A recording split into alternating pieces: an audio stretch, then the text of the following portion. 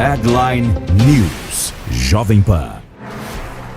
Muito boa noite, seja sempre bem-vindo, são 11 horas e 4 minutos agora, começamos essa edição do Headline News, finalizando esta quarta-feira. Muito bem, são 11 horas e 37 minutos, diversas entidades de saúde, segmento laboratorial e de produtos para a saúde manifestaram apoio à Anvisa no que se refere ao posicionamento do presidente da República contrário à ação da Anvisa para a liberação da vacina contra a Covid para crianças. E para falar sobre a posição das entidades com relação à vacinação das crianças, nós vamos conversar agora com o presidente da Câmara Brasileira de Diagnóstico Laboratorial, CBDL, Carlos Eduardo Gouveia. Muito boa noite, Carlos. Boa noite, agradeço aqui pelo espaço, é um grande prazer estar com vocês. O grande prazer é nosso, Carlos. Então, inicialmente, queria que vocês falassem dessa decisão que vocês tomaram aí em favor aí da vacinação das crianças. O que nós vemos é uma necessidade de união de esforços exatamente para combater essa pandemia que já assola o país há quase 2 anos, mais de 2 anos. É um problema mundial e que você só vai combater com algumas ferramentas que estão à disposição da população de forma inteligente e eficiente. E a Anvisa, ela é justamente a guardiã da saúde da nossa população e que tem permitido que essas ações se antecipem na medida do possível, acelerando de forma muito segura e a tomada de decisões que, obviamente, estariam à disposição do gestor público da saúde, em programas de saúde pública. Então, não é apenas a testagem, que é fundamental, mas também a vacinação. A vacinação, no caso dos adultos, hoje já atingiu quase 67% da população, o que é um grande avanço. O Programa Nacional de Imunização está de parabéns nessa velocidade que foi finalmente obtida, mas agora nós nos deparamos com uma questão. A Omicron, que é a nova variante do Covid, ela tem uma aceleração de contaminação muito maior do que as outras. E, obviamente, isso vai impactar exatamente com aquela população ainda não vacinada, que hoje, no momento, é a das crianças. Então, é fundamental a gente apoiar a decisão da Anvisa, que foi tomada com base em evidências científicas, juntamente com sociedades médicas muito bem embasadas também, com experiência prática, e que propiciam essa chegada de uma nova alternativa para essa população de pequenos cidadãos, que obviamente está ainda desprotegida, né? Sem dúvida, né, Carlos? E também, já que há justamente a decisão da Anvisa, quer dizer, essa decisão é respaldada por segurança, né? É isso que a gente imagina, porque há um grande questionamento, olha, por que vai se vacinar? A incidência é pequena, tem segurança, não tem segurança? Aliás, né, a gente está terminando o ano, começamos o ano na expectativa da vacinação, foi iniciada aqui em janeiro, aqui justamente em São Paulo, com a Coronavac, né? O esforço do Butantan, inclusive também em parceria com a fabricante chinesa Sinovac. E esse tema foi sendo politizado, estamos terminando o ano de 2021, agora com mais praticamente um capítulo, agora envolvendo as crianças, né? É importante trazer também para a discussão que todas as entidades que promovem a saúde de forma sustentável têm apoiado a decisão da Anvisa. Merece destaque até a própria Fiocruz, que soltou ontem uma nota técnica reforçando a questão da segurança e da importância dessa decisão tomada pela Anvisa, que vai lastrear esse novo avanço. A questão das crianças, muitas pessoas falam, mas não é seguro, pode ter algum risco. O risco maior é ela não ser imunizada, acabar sendo infectada pelo vírus. Em alguns casos, como nós temos visto, elas são normalmente menos sujeitas à forma mais grave do vírus, do Covid, porém, mesmo assim, nós tivemos vários casos de óbitos, inclusive, né? Se você for analisar, até agora, 4 de dezembro, foram quase 20 mil casos de hospitalização aqui no Brasil para pessoas abaixo de 19 anos. E mais de 1.500 óbitos, vários deles para essa faixa de 5 a 11 anos também. Então, é importante a gente adotar essa política de imunização de uma forma séria e responsável, até para controlar o surgimento de novas variantes. Porque o vírus é extremamente inteligente, ele quer sobreviver. Então, o que ele faz? Ele vai procurando um grupo de pessoas não vacinadas. Ali ele se procria, obviamente, ele vai infectando um, infecta o outro, ele consegue, então, se espalhar. E, obviamente, busca formas mais inteligentes até de seguir adiante. É o caso da Omicron e tantas outras variantes. Se você consegue fazer barreiras, isso acaba, obviamente, impedindo esse alastramento do vírus, né? Essa dispersão. E o mesmo vale para crianças. As crianças já começaram a retornar às atividades escolares e elas são pessoas que podem, obviamente, ser transmissores do vírus, não apenas para os colegas, mas também para os outros ambientes em que elas frequentam. Então, é uma ação de saúde pública adotar esse complemento da imunização também com esse grupo específico. E até analisando... por favor, pode completar. É que você trouxe também um ponto importante, que é a questão da politização da saúde. E nós esquecemos muito a história, e o Brasil é extremamente rico em termos de informações e episódios históricos que viraram realmente mito. Um deles é a revolta da vacina. Se vocês forem lembrar, lá em 1904, Oswaldo Cruz, diante de uma epidemia de varíola, ele quis tornar a vacinação obrigatória. Ela já existia, já tinham casos de vacinação para determinadas patologias, determinadas situações, mas para a varíola as pessoas estavam resistentes, não acreditavam muito. Então, passou um projeto de lei que virou e tornou obrigatória a vacinação, mas a população se rebelou, achando que aquilo ia causar uma série de transtornos. E, infelizmente, naquele episódio, houve sim motivação política. Foi criada, inclusive, uma liga de controle, liga contra a vacina, algo do gênero. O que acontece? Acabou a revolta levando a uma desistência, voltou-se atrás, o parlamento voltou atrás na questão da obrigatoriedade da vacina e as pessoas, então, deixaram de se vacinar. O que aconteceu 4 anos depois? Veio uma pandemia muito mais forte da vacina, da varíola, as pessoas ficaram desesperadas, porque houve vários óbitos, e no final acabou-se, então, tendo uma corrida, aí sim, pela vacinação, porque se percebeu que era a melhor saída. Então, a história nos ensina bastante, e nós estamos vivendo um momento de polarização, de politização de uma questão que é sagrada, que é a segurança do nosso povo, que obviamente precisa e merece ter o melhor em termos de saúde e seus instrumentos aí à disposição. E até analisando até onde nós chegamos nesse momento, né?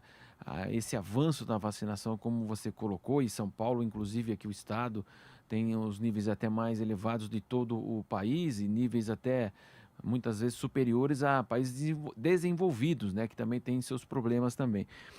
A gente observa que a Omicron também, chegamos nesse ponto de redução de mortes, internações, casos graves, de uma maneira expressiva, justamente com o avanço da vacinação e até observando também esse início aí da Omicron, ela é mais contagiosa, mas felizmente também a mortalidade tem sido menor em razão também desse processo de imunização, não é isso?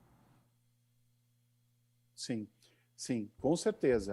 A partir do momento que a população se encontra protegida, mesmo que parcialmente, você tem alguns efeitos.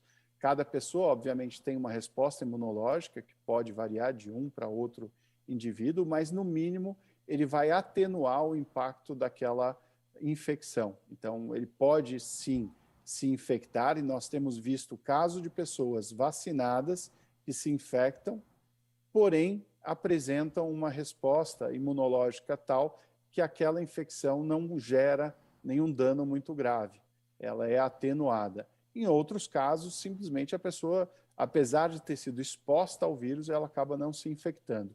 Isso é o primeiro efeito individual. O efeito coletivo é exatamente de criar essa barreira. Então, o vírus pode eventualmente infectar uma ou outra pessoa, mas não vai infectar tantas.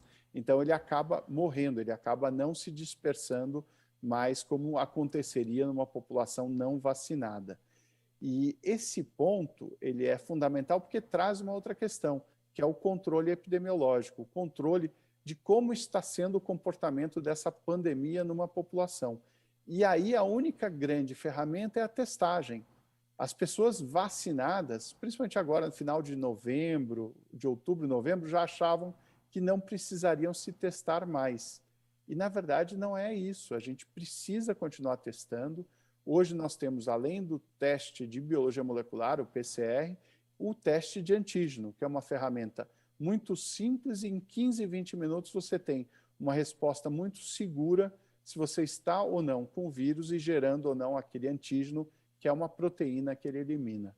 Se você tiver essa informação como sendo positiva, algumas medidas imediatas têm que ser tomadas. Você acaba se recolhendo à sua casa para exatamente esperar e ver qual é o comportamento, se precisa ou não de atenção médica, mas o principal, você evita circular, você evita contaminar terceiros, né?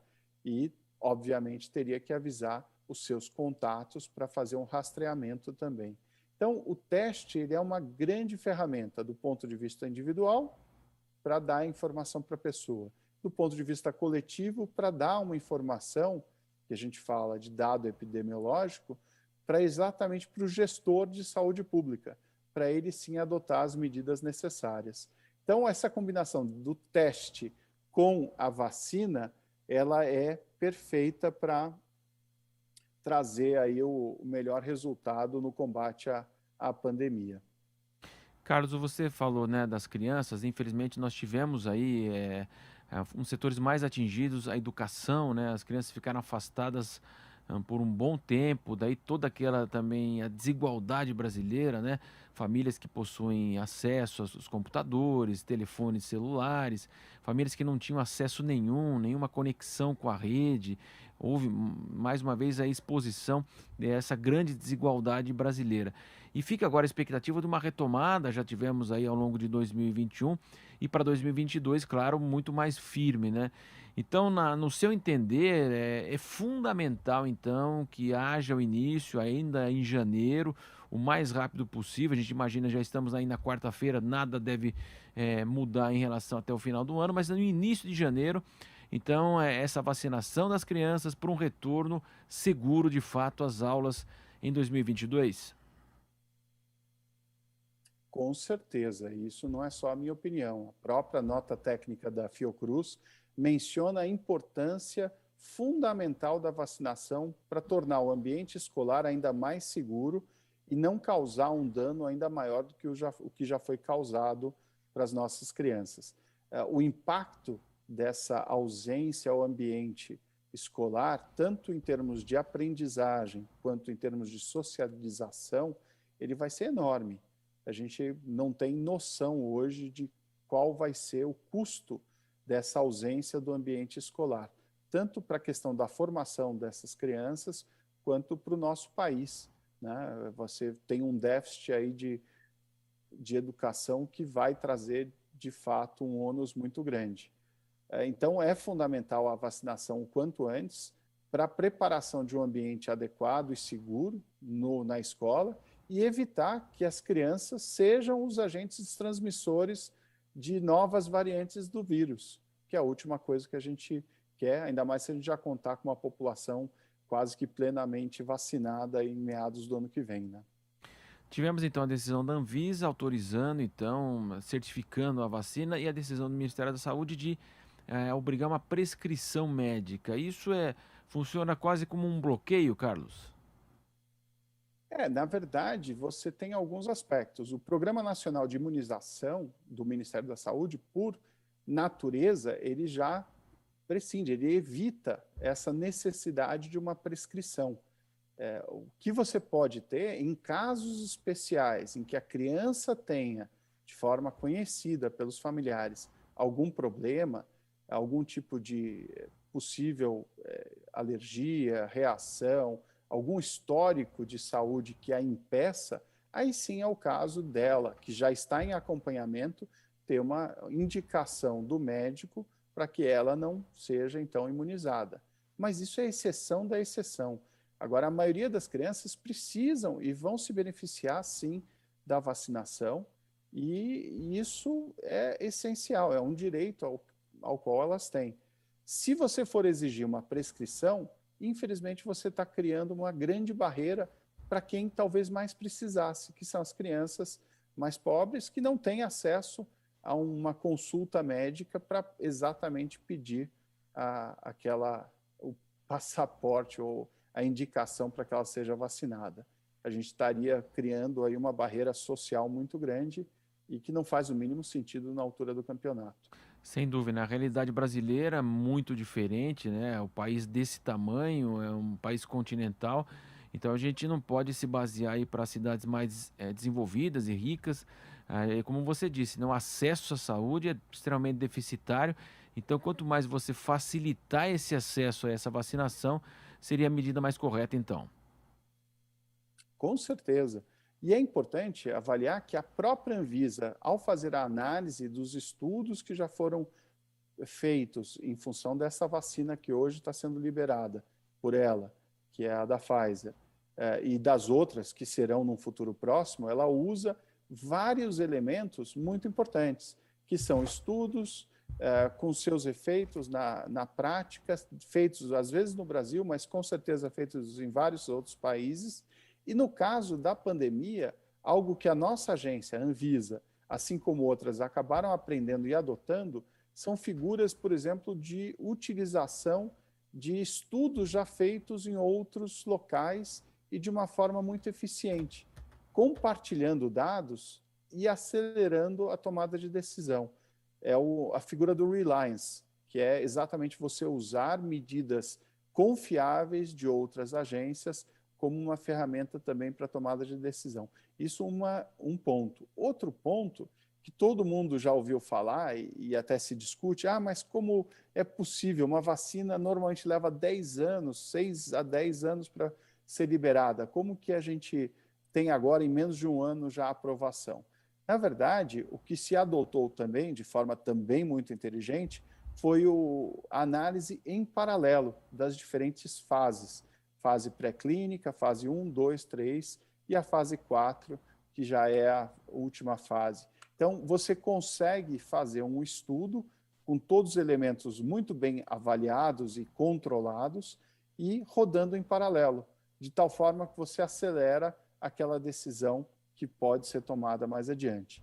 E eu sei que, e aí por experiência própria, eu acompanho o trabalho da Anvisa, de que todos os servidores ali são, primeiramente, muito bem formados e preparados, são todos concursados, têm uma experiência, uma vivência muito grande com diversos tipos de produtos, e aí no caso das vacinas principalmente também, e a decisão é baseada exatamente no princípio da segurança do cidadão, do paciente, do usuário ali na ponta.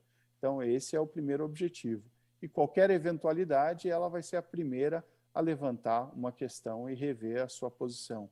Mas eu indico que todos nós podemos ficar muito seguros com as decisões excelentes que a Agência Nacional de Vigilância Sanitária aqui no Brasil tem adotado, já numa demonstração clara da sua maturidade e responsabilidade com o povo brasileiro. Quer dizer, não tem nada experimental nas vacinas, porque também é outra alegação, olha, as vacinas são experimentais ainda, não se sabe, daqui 2, 3 anos. Queria que o senhor falasse um pouco disso também. O que acontece? Se nós ficássemos esperando um processo normal, como sempre foi feito no passado, obviamente a pandemia teria tomado conta de uma forma irreversível, não só da população, gerando prejuízos econômicos, sociais e de saúde para toda uma grande geração que é a nossa. Então, essa adoção de ferramentas inteligentes e que aceleram o processo de tomada de decisão permitem conferir uma segurança tão grande quanto aqueles processos anteriores que levavam muito mais tempo. Então, eu citei, só nesse nosso bate-papo, a figura do Reliance, que é uma figura regulatória, muito utilizada e que se aproveita de decisões, seja do FDA, seja da Organização Mundial da Saúde, que também faz pré-qualificação e avaliação de diversos produtos, sejam estudos feitos em diversos outros lugares com populações com características como a nossa. além da própria possibilidade da Anvisa fazer o estudo, e que ela faz, de vida real. Ela acompanha todos os produtos sendo aplicados também. E isso tem um poder muito grande para essa decisão. A questão que eu comentei também do processo em paralelo, de você fazer uma análise de um produto usando essas diferentes fases, ao invés de ser sequenciais, elas podem ser feitas em paralelo. Então, você encurta o tempo e permite ter a informação muito antes do que seria o normal. E aí eu posso confirmar, não são experimentais, elas já são utilizadas, até porque usavam tecnologias já conhecidas para outras vacinas, para outros tipos de produtos. Então, você adota uma tecnologia já conhecida e consegue aí dar grandes saltos tecnológicos. E essa é uma grande vantagem que hoje a indústria da saúde tem, né? Então, eu diria que sim, nós temos aí à nossa disposição uma ferramenta muito importante que pode nos ajudar a combater essa pandemia que hoje nos aflige, né? Conversamos com o Carlos Eduardo Gouveia, ele que é o presidente da Câmara Brasileira de Diagnóstico Laboratorial, CBDL, diversas entidades de saúde, segmento laboratorial e também de produtos para a saúde manifestaram então apoio à Anvisa na decisão da vacinação das crianças. Carlos, muito obrigado pela sua participação. Já posso até desejar para você um bom dia já nesta quinta-feira. Obrigado, viu, Carlos?